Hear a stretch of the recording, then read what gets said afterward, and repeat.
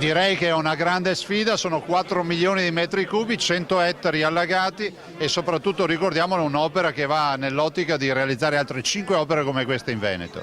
Il bacino di Caldogno, per cui il presidente del Veneto Luca Zaia ha affidato in giornata i lavori, dovrebbe salvaguardare Vicenza e Padova, garantendo uno sfogo a monte per il Bacchiglione.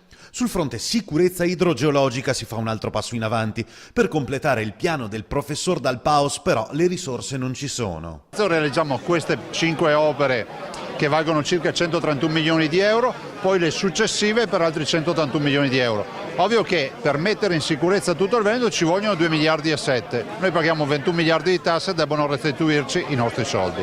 Anche i sindaci padovani coinvolti dall'alluvione del 2010 e con in testa le terribili immagini della catastrofe sarda hanno voluto essere presenti per il via ai lavori. Nel Padovano deve essere garantita comunque la manutenzione degli alvi dei fiumi e degli argini e poi anche c'è il discorso dell'idrovia che deve essere comunque realizzata.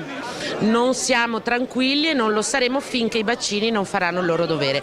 Questo per Veggiana è un giorno importante.